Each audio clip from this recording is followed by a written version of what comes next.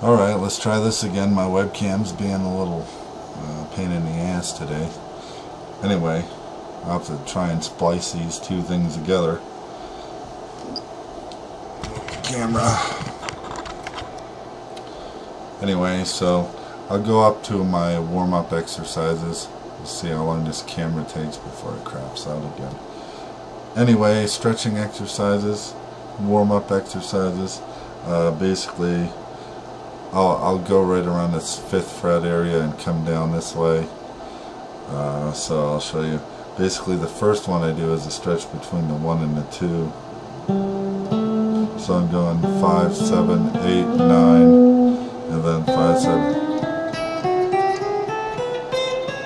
And then I move it down a half step and go backwards. And take that all the way down here. The next one is a stretch between the 3rd and the 4th finger.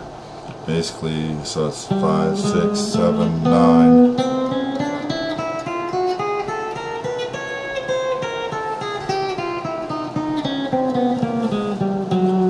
Same again there. The next one I stretch between the second and the 3rd finger. So it's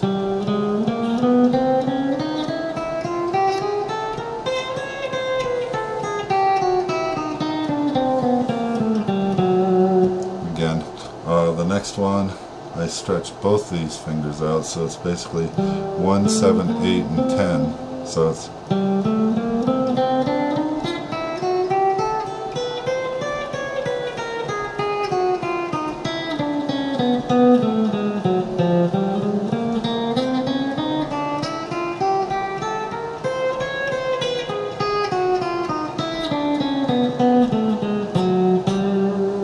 so forth like that.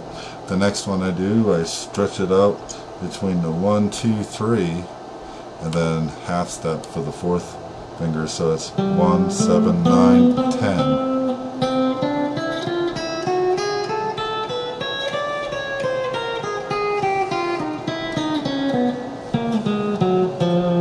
And go down. Then the next one would be a half step between the 1st and 2nd, and then stretch out the 3rd and the 4th. So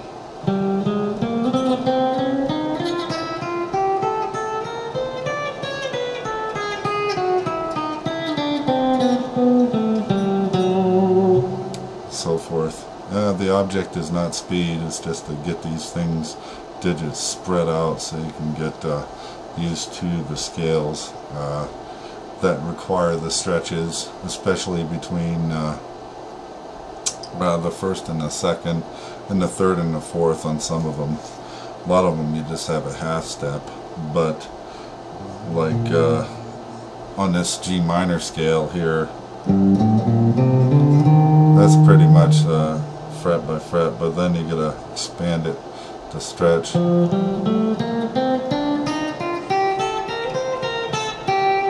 The stretch between these two fingers here.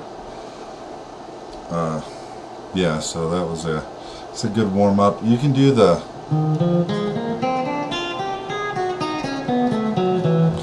type pentatonic-y stuff, but I like to get all my fingers engaged in this thing, because that's most of the time how you'll play, and you won't really play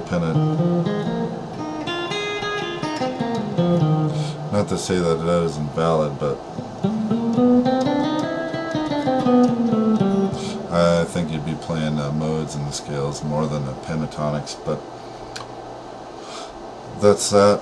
On another note, what I'd like to talk about on the Aeolian scale is basically the G minor pentatonic. I haven't talked about pentatonics before, but I'm sure you guys have all known about them and play them.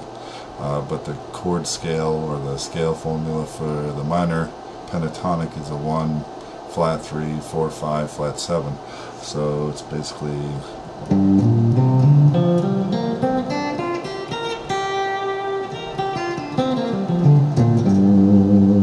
so if you look at that and you overlay the minor scale on it, you just have to add basically the 2 and the flat 6 to the pentatonic scale. So So going up here on the second octave, flat 3,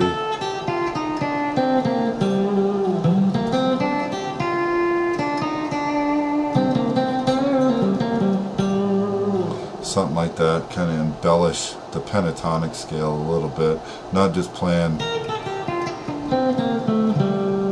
that, you know, that's not very musical. So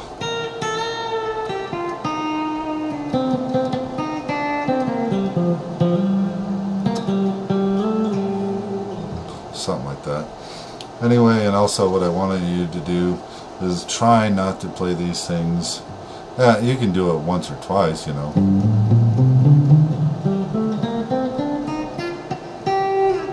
And just to get the feel, but what I'd like you to do is kind of what I do sometimes. I'll just go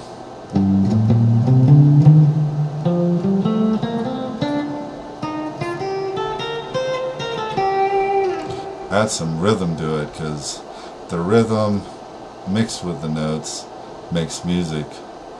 You know, rhythm can just be kind of music, but not really, because it's only one part, because you need the tones and stuff. But I don't want you to get, you know, if you start doing that all the time, then that's what your lines are going to sound like. So what I like to do sometimes, instead of going,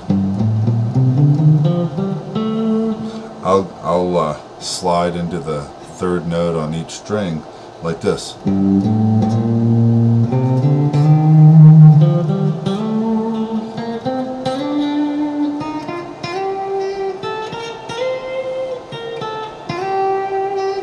And then on my way back down, I slide into that lowest note on the string, so it's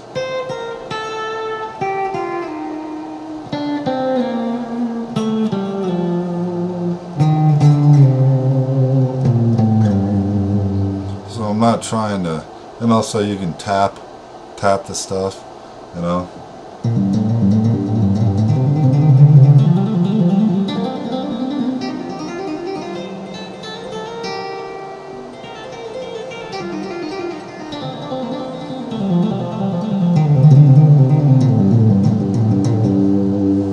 So I don't want you to go solely picking blah blah blah.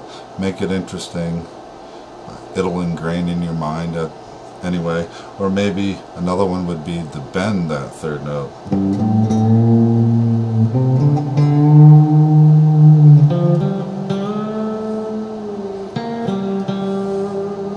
Something like that, right? Kind of pedal steel.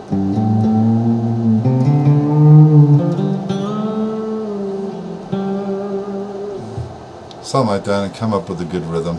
Sometimes I'll, like, you know, you know, understanding the rhythms is really important. We'll go into that maybe next time.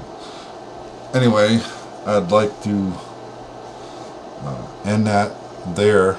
I was trying to get into something else, but I think that covers pretty good, and I'll try and include next time. Well, anyway, I'll tell you a little bit about it now.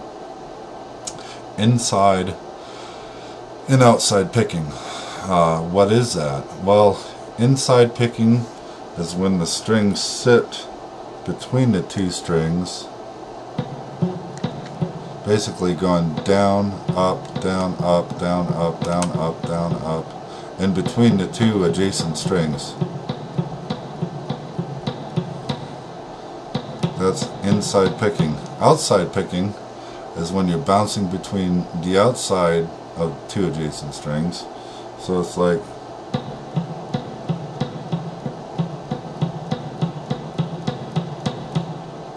so. Yeah, it makes a big difference, and people sometimes get hung up on the inside or the outside picking. What I like to think of, basically outside picking, when you're outside picking, you're going in the direction you're planning to go. Meaning, if I'm picking up on a higher string, I'm going to hit down on the lower string that I'm going to. Okay?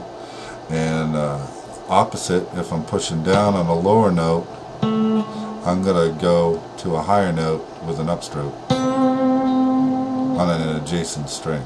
You know, when you're bouncing between on a single string, it's not really important. But when you do adjacent strings, or even when you're string skipping, you need to be aware of which pick direction you're going, because basically if I'm picking up on a lower string to get to the next string, higher string, or even a string 2 strings above it, is kind of inefficient because you're going away from the path of direction that you want to go.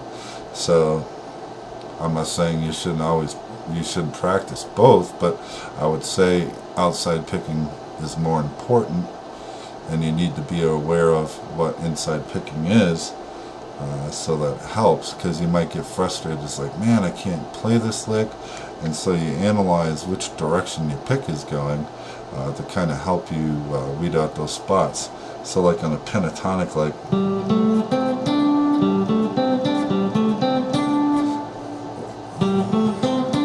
when you're playing 2 notes per string, you're inevitably going to do inside picking between those 2 strings. Down, up, right? So basically, going up the pentatonic, you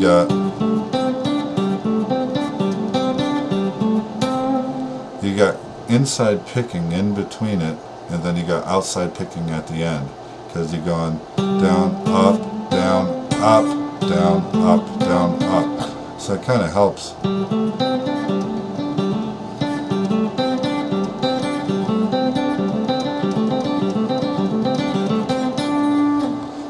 Something like that. And also going backwards, you know.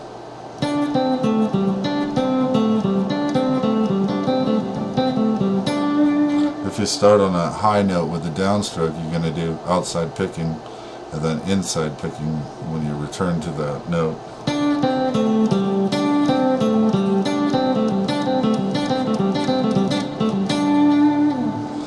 And then if you start it with an upstroke,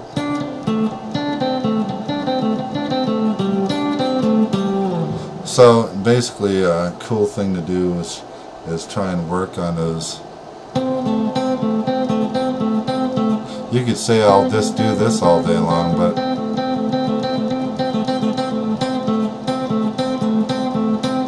that's inside picking. But it's better to put some stuff in between there, and it's less boring. And I know some of this crap can be boring, and you got to make it as interesting as possible, and still kind of get some practice out of it and kind of be musical. So down, up, down, up, down, up, down, up.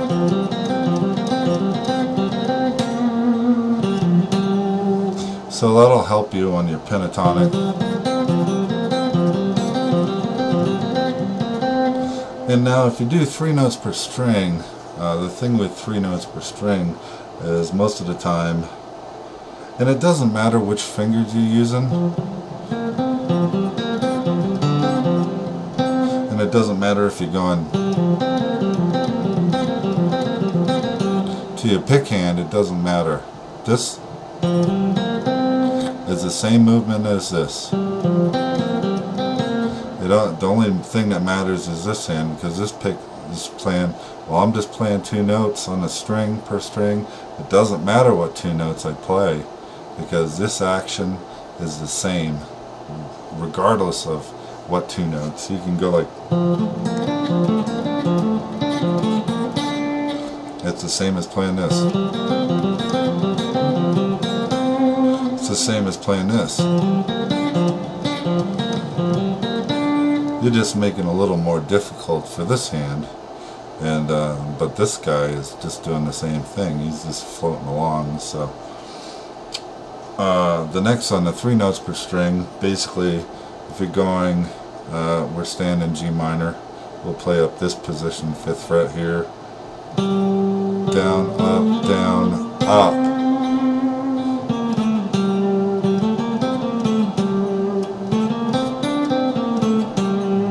try that. We'll the 16th notes. So if you're going down, up, that's outside picking, right? Down, up. So you're inevitably going to have outside picking or inside picking. But I just wanted you to know, kind of give you a feel for that. Next time I'll talk about Dorian mode, and I'll add some more picking stuff in there. Hopefully this will be a little better, I think. It's not just theory, but it's applications as well as some technique type stuff. Anyway, have a good day. See ya.